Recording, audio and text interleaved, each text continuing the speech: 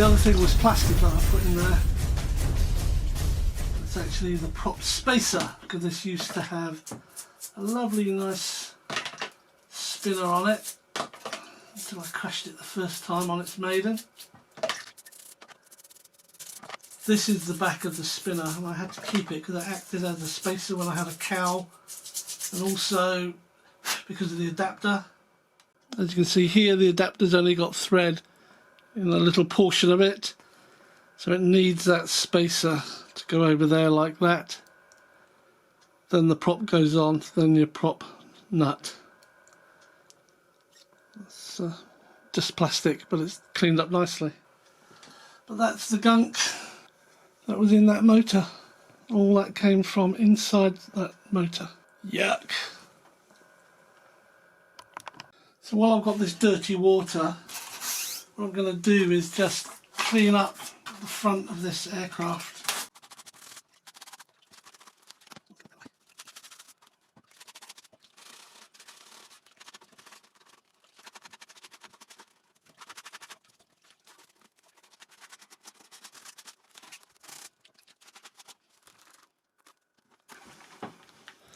Alright, so that's cleaned up. First pass again. It's cleaned up quite well. And now I'll be able to do a proper examination to see what's damaged and what isn't. Even more muck to get rid of now. So let me go and replace this with some fresh stuff. All this is the motor. These are the coils. That's going in deep. So the whole thing's submerged in water now. As is this is going back in there. So this bit will go in as it is. I will screw that onto there, and that will be cleaned as one piece. And I'm just leaving that to soak. That's what I've got, and they'll just stay in there soaking. And they'll stay in there like that, just soaking in the water to soften all the mud out before I give them another go with the toothbrush and picks and things. This bit's got quite a lot of mud in the back here, so I'll have to make sure that's really well soaked and really well cleaned. The key to this is once you've done it and it's clean, you have to dry it. And you dry it with a towel first. You could use a hairdryer after that. You can put it in rice. Just bury it in dried rice. Leave it there for 2 or 3 days. It will suck out that moisture. Then you can spray it with the lubricants and check all your bearings out. So it's good. So far so good. I still have to clean the front here. It's still a bit mucky and dirty. Here we have our nice clean motor. It's not lubricated yet, it's just cleaned.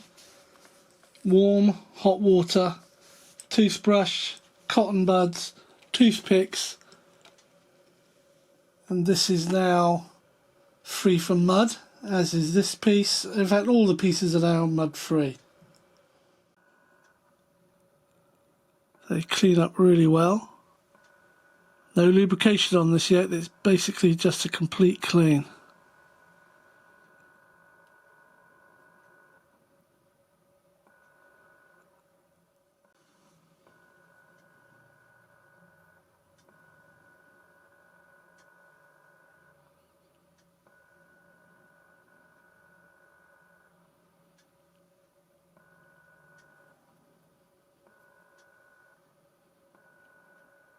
This was a bit difficult here. What I ended up doing is using pressured water to flush all the rubbish out. And the top of these coils need to be clean, and obviously it needs to be free from debris to make sure nothing falls in it. Mounting plate cleaned up nicely. So what I'll do now is I will use this stuff.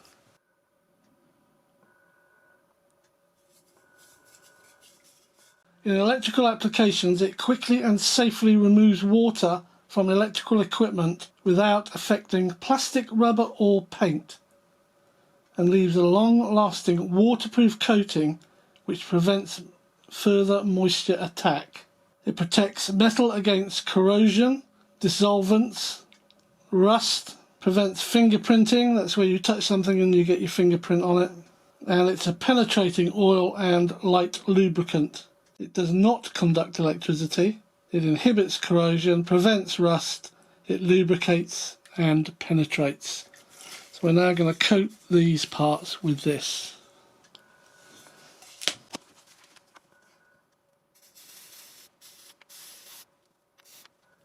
Smells like boot polish. There we are. This is aluminium, so I don't need to worry about that, as is this. Screws could do with the spray.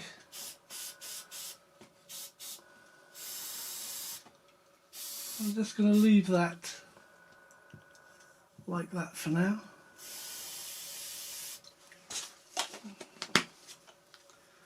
Now, something you do need to watch out for is when you are putting the magnets back over the coils, you have to be very careful, because as you push this down it will want to snap back into place. If you allow that to happen, it can damage your coils or in fact your magnets.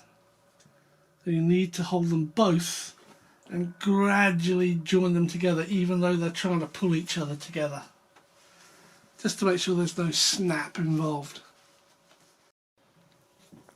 Okay, I'm ready to put this motor back together. This time what I'm going to do is use a bit of this 3-in-1 oil. This is 3-in-1 multi-purpose oil, and I'm just going to spray it over there where the bearings are.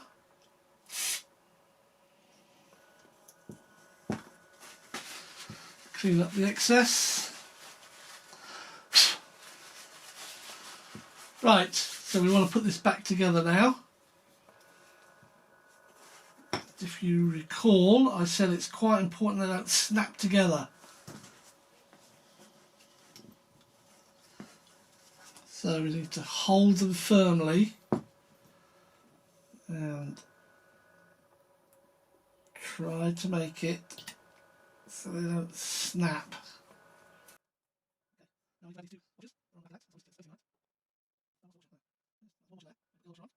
And now I've got to try and put that clip on, which is a tiny little clip, and I cannot do that on camera, so I will be doing it off camera. There we are. I've added the little clip back, and there were 2 little washers underneath it to stop the motor from moving backwards and forwards.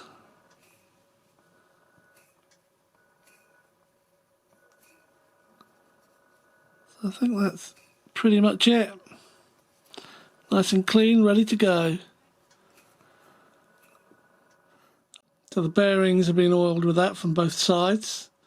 Also, I've used this product which you can spray all over the thing because it's all electric, and I'll be doing that from the front and the back once more. So here's the motor, here's the prop shaft, and I'll just screw that into there now. Then I'll just mount this onto the back plate.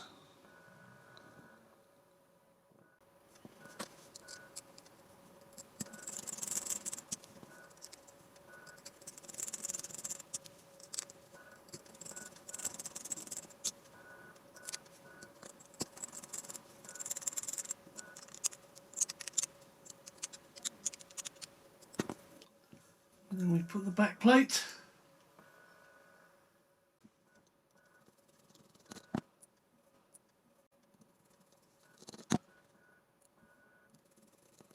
Now I'm going to tighten these down.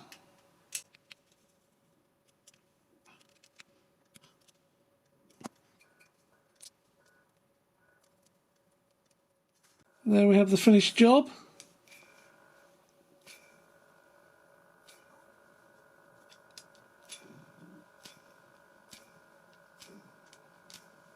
I'm pretty happy with that. It's a nice clean motor. No reason why it won't work. So as you can see, I've cleaned this up a little bit more.